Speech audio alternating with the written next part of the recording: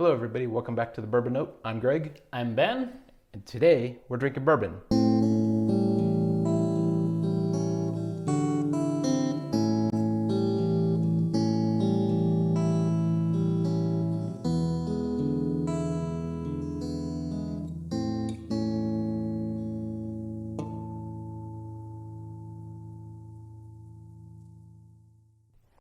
All right, Ben, what do we have on the bar today?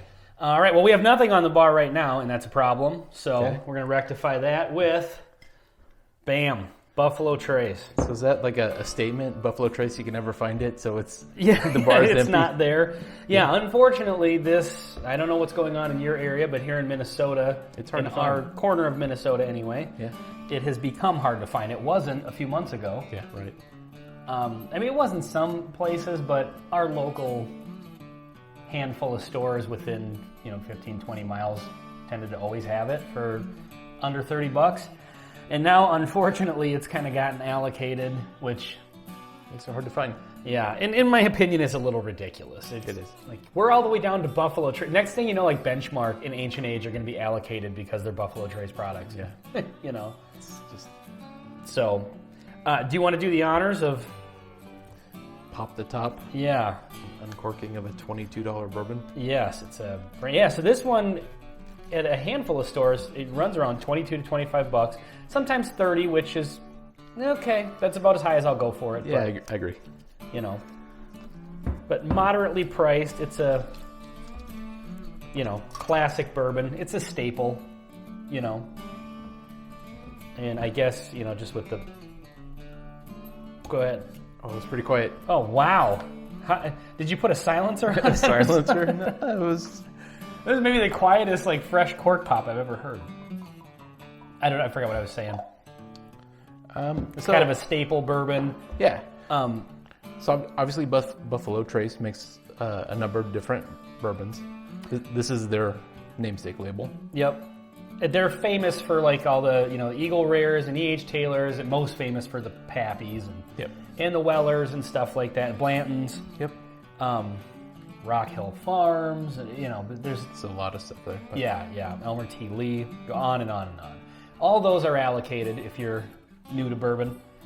So they're extremely hard to find, and then because of the popularity of things like that, the base level, entry level, readily available stuff is starting to now go by the wayside too. So hopefully that just dies down and people settle down and realize that while this is a good bourbon, it's not, it's not a unicorn, Yeah, I agree.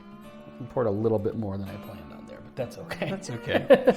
The night is young. Yeah, exactly. So this one is, 45%, so 90 proof. Mm-hmm. I think, what did they age this? Rumored, is it 6 to 8 maybe, I think? I think 6, probably. I mean, because they sell out as soon as they have to be, whatever the minimum they can get away with and still, have it taste like Buffalo Trace. I think they're getting into bottles as soon as possible. Yeah, I would imagine they have to at this point because they've just... Demand is just crazy.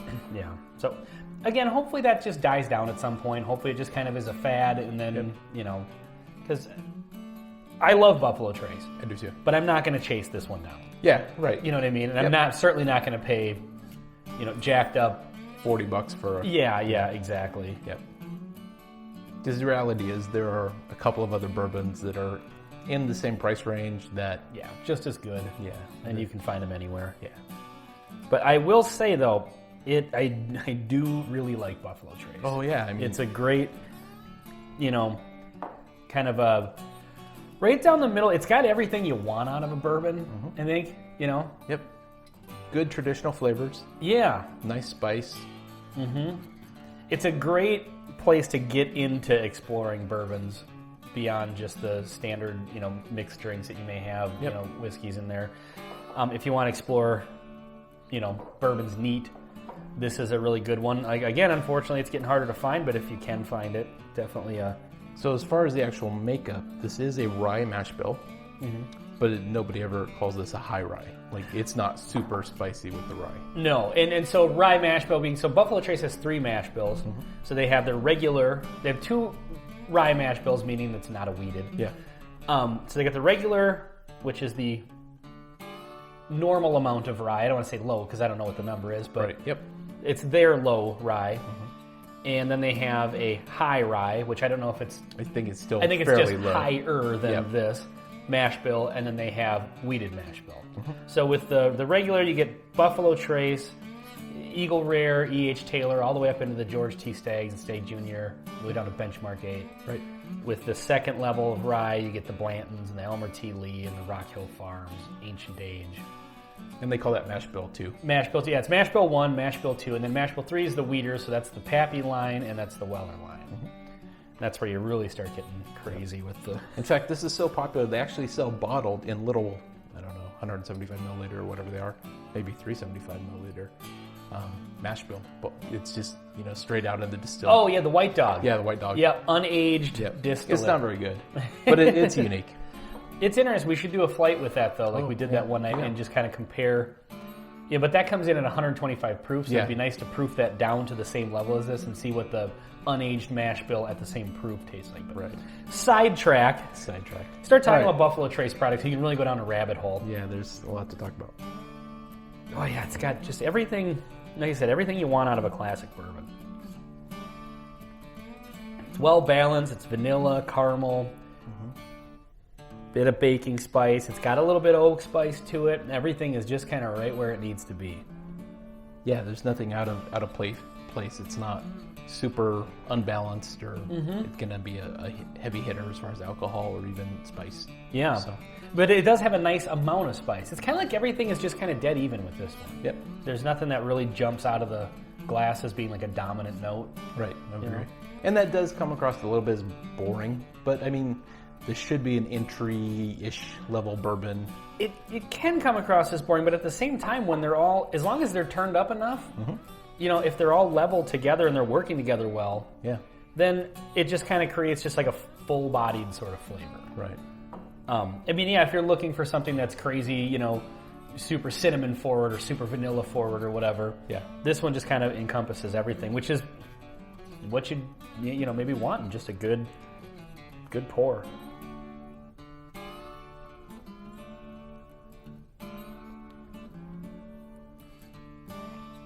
It does have a nice little bite to it for 90 proof. It does.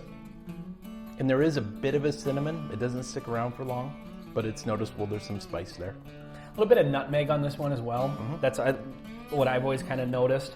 Yep. But yeah, it's got, even on the palate, like I think this one, the nose kind of tells you what to expect. Like some bourbons you get into and the nose is different. Is very different than the palate. Yeah. With this one, I kind of feel like, you know what you're getting with the nose.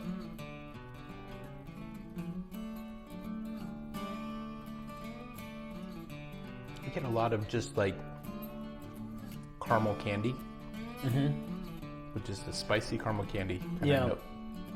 It's nice and sweet with a little bit of spice around it. Right. Yeah. Yeah. Really. It is really good. I mean, for the $22 that I think you said you paid for this, if this was when it was readily available, always keep a bottle on the shelf. Oh, totally. Yeah. You can drink this neat. You can drink it in cocktails. You can do anything with it, and it's going to be good.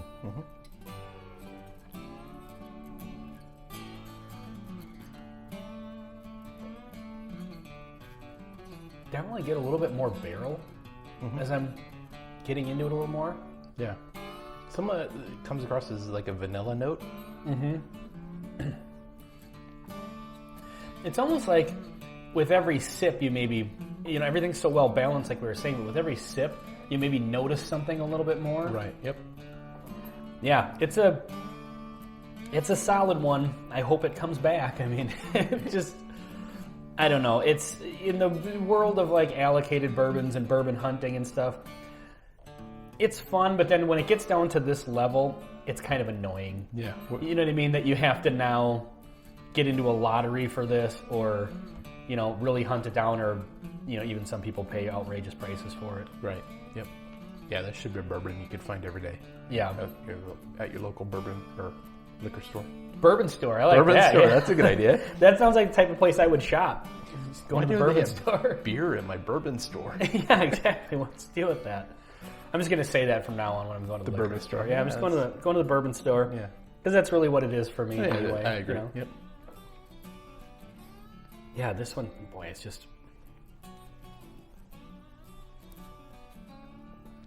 It's not the end-all, be-all, but it really is. There's a lot of good stuff to say about it. I agree. Definitely a good one to have on the shelf, for sure. Totally agree. Cork this back up before we have an incident. Deep bourbon incident. Yeah, exactly. All right, final thoughts? Final thoughts. I love Buffalo Trace. And again, I hope the hype dies down and it becomes just regular, readily available again, because it's a good, solid one. Totally agree. Buy it when you see it. Yep. All right, thanks for watching. Cheers.